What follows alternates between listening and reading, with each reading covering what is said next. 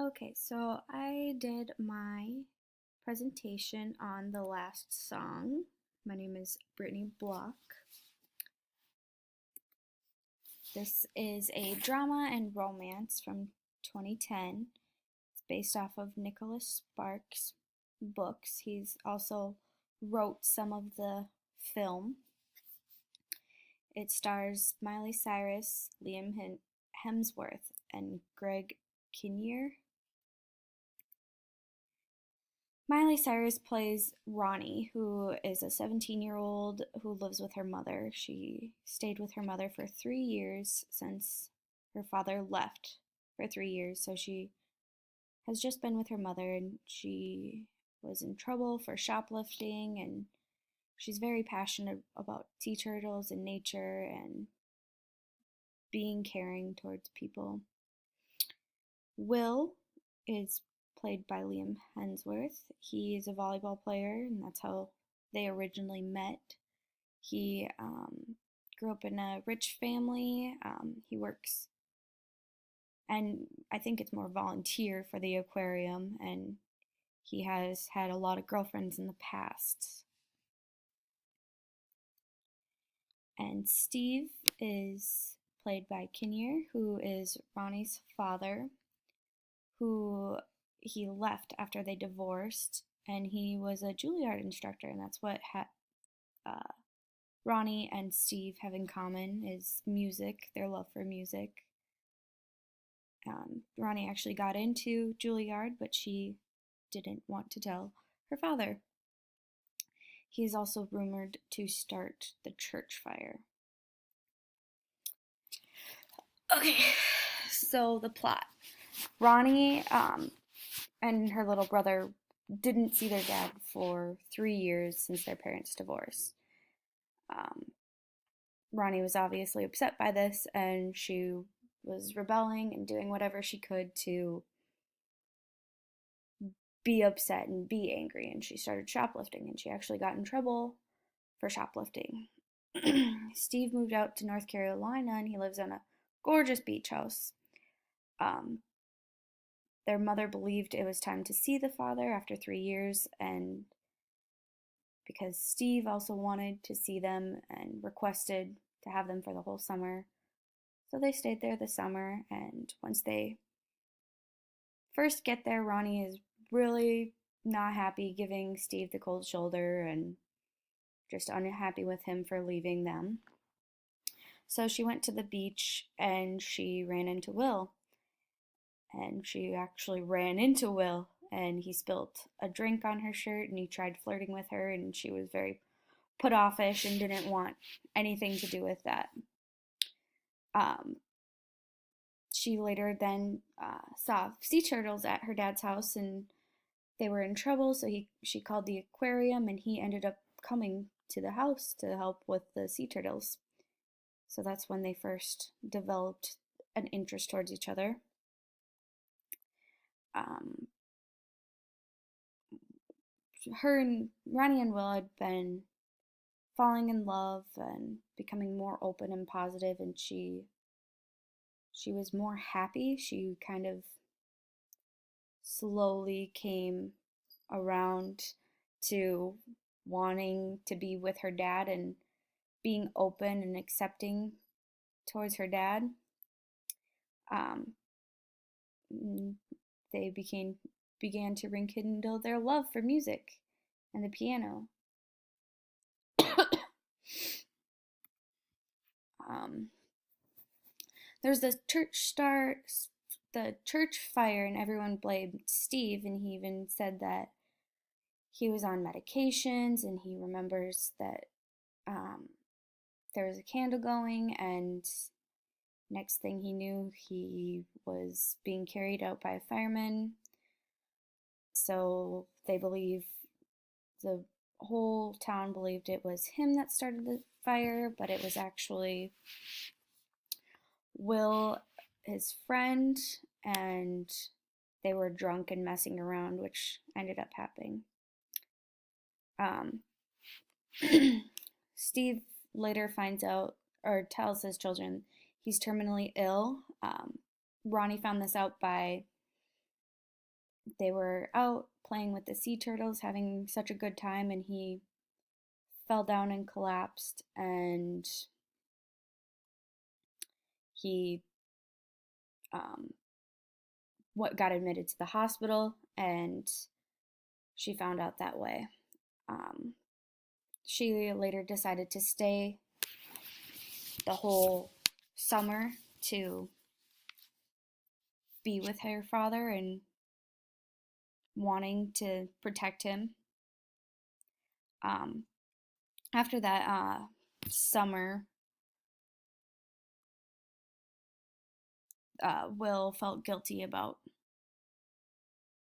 not telling the truth about who started the fire. So he told the truth, and Ronnie overheard, and she was very upset, and they ended up breaking up, and her father ended up passing away. And Ronnie played a special song that they shared with on the piano. And after the funeral, Will showed up and apologized for everything, and he admitted he will transfer schools for them to be together, and it ends with a passionate kiss. um, this is talking about the very beginning of the movie when they first show up, and she gives Steve the cold shoulder and just shows up and leaves. Her message was that she didn't want to be there. She was not wanting to be there with her nonverbal communication. She very put offish and didn't want to be there.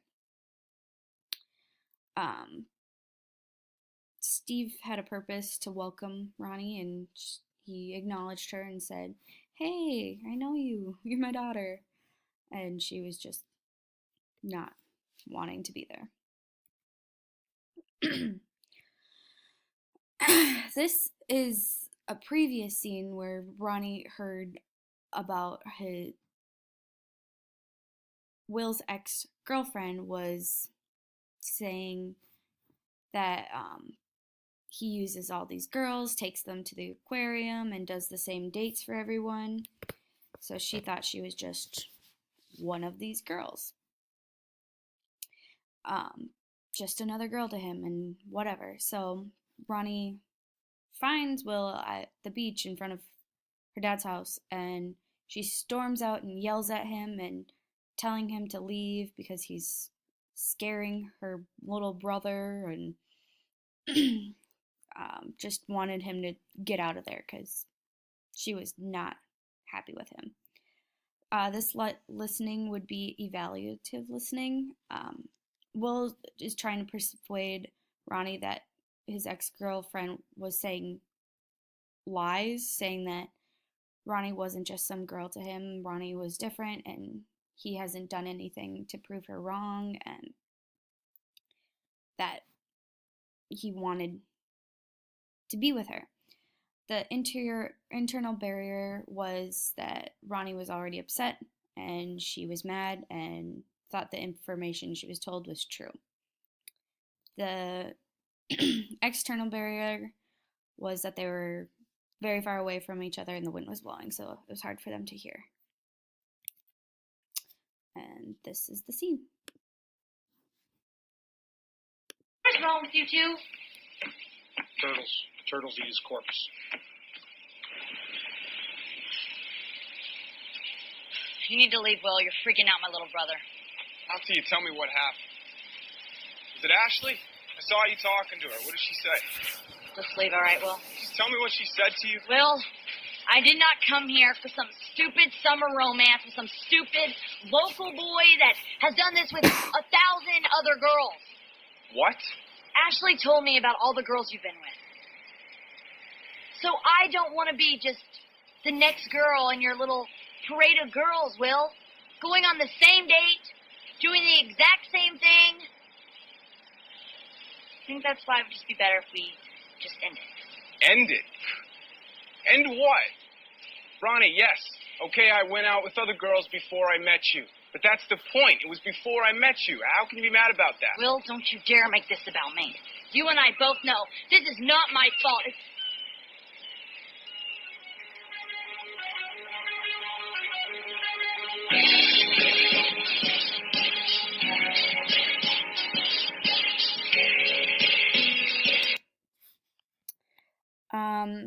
these barriers could have been overcome if they moved closer to each other and continued their conversation inside. Ronnie could have thought more in depth of why the ex-girlfriend would be saying these things because they were no longer together. So obviously she was unhappy and wanted to ruin his happiness. Culture. Will comes from a very wealthy family. So the family expects the best and needs the best, and everything needs to be perfect. While Ronnie is middle class, they goofy, don't really care, but they're comfortable. And Ronnie has a friend named Blaze who is homeless. Ronnie tries to help Blaze with different things. Ronnie doesn't think of Blaze any less because she doesn't have what Ronnie has, so she doesn't think of her much differently. Ronnie went to meet Will's parents, and she had a stereotype with seeing the house and knowing that they're wealthy, knowing that they're going to be wanting perfection, and she didn't feel like she was that perfection. The family had norms for the wedding, which was that everything had to be perfect and no issues. And during the wedding, Blaze and her boyfriend show up, and he was drunk and he was causing issues, and the prejudice ended up kicking them out of the wedding and no longer welcome there anymore.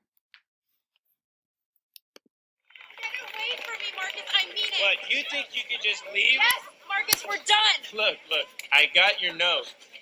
I didn't like it. We're done when I say we're done. Marcus, what are you doing here? Hey, why don't you just stay out of this, rich boy? I want you to leave. Will, who are these people? Yeah, I got it. I'm not gonna ask you again.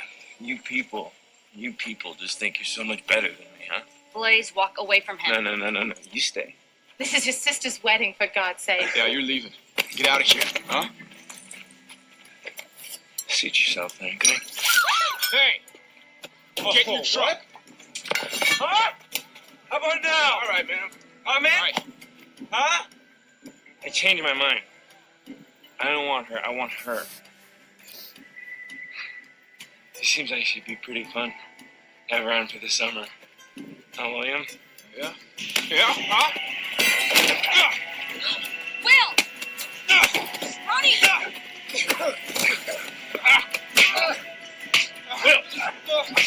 That's enough! Will,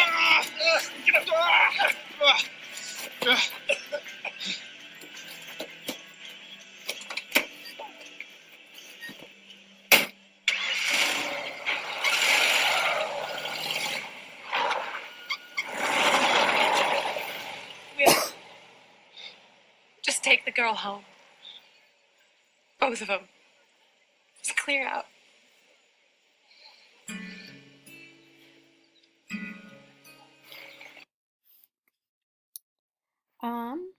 The verbal communication, Steve and the younger brother were going into the workshop, and they were discussing what happened at the church, and Steve said that he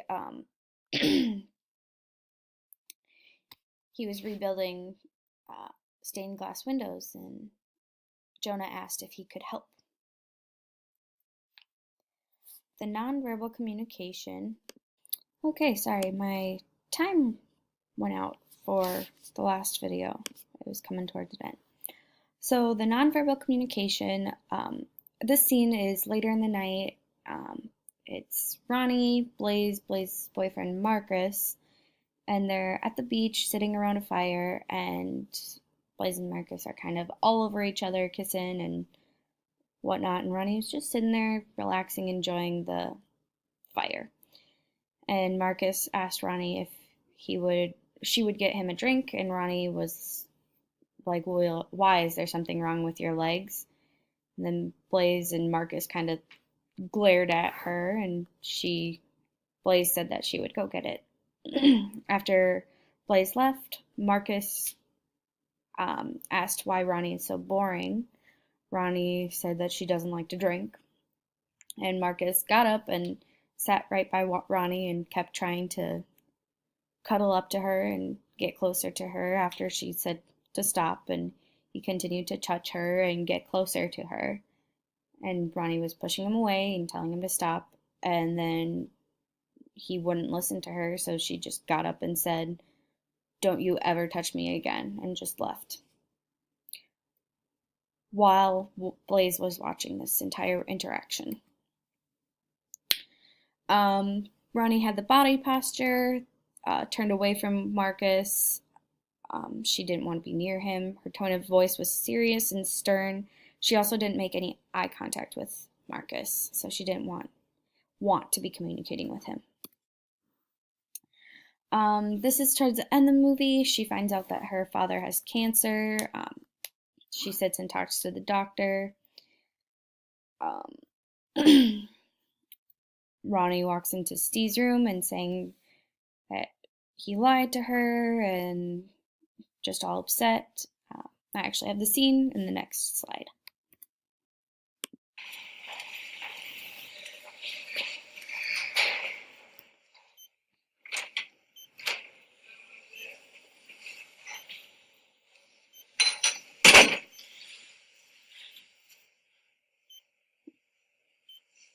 Well, this wasn't on the calendar.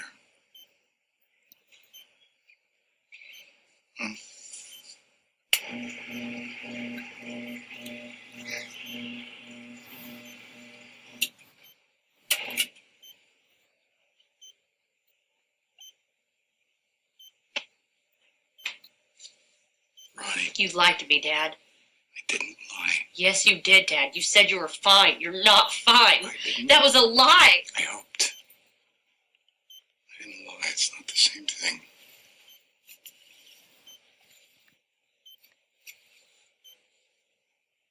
It's all right to be angry. Good. Is this why you brought me here this summer? Is it so you wouldn't have to be alone while...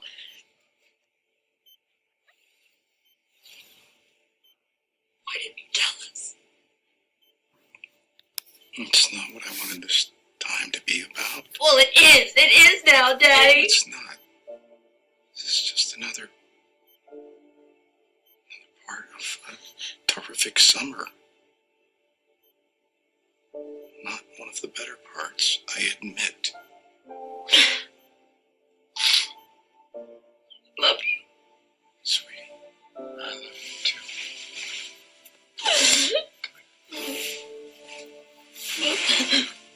Love you, Daddy.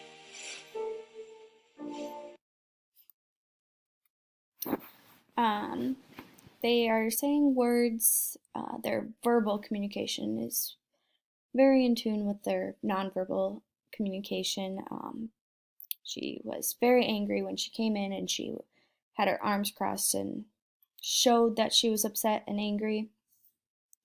And then her body language changed as her verbal communication did. She was just turned and wanting to be by her dad and telling him that she loves him, and went up and cuddled with him later. This scene is when Blaze is out shopping and Ronnie is out shopping and she sees Blaze, and Blaze came up behind her and put something in her bag, and as she was leaving, the alarm went off that she was shoplifting. And Blaze knew that would happen and knew that she would come in and follow her and get caught. She was playing a game. She was trying to play Ronnie and hurt her. Blaze felt hurt because she observed what Marcus and Ronnie were doing down by the fire, even though Ronnie didn't really do anything. She just felt hurt, and this is why Blaze was trying to play a game. this scene is when Steve and Ronnie are talking, and she's asking why people are talking, rumoring that Steve burned the house down, and this is before he told them he had cancer, and saying that he had new medication he was taking, and he dozed off, and that his doctor and Ronnie was really concerned and questioned him why he was taking medications and with the doctors, and Steve said he was fine, and he was trying to rush through what he was saying, and he finally said, "I'm fine," and Ronnie just stopped asking about it. He's kind of hiding the fact that he's sick and didn't want his daughter to know. He made the mistake by slipping up saying that he was on a different medication, and that concerned Ronnie, and Steve wasn't telling the full truth by just kind of rushing through the topic. Communication. I've always been good at communication. I love doing communication. My mom's an English teacher. I did theater, and I would correlate communication and theater, but it's not always correlated. I think the biggest thing I learned through this course is that culture isn't always different race, different ethnicity, different religion. It could be different status, whether you're rich or whether you're poor. And I thought that was interesting because it could be different cultures by the way where you grow up, and you be in the same town, same religion, but you could grow up differently. And I thought that was pretty interesting. And these are my references.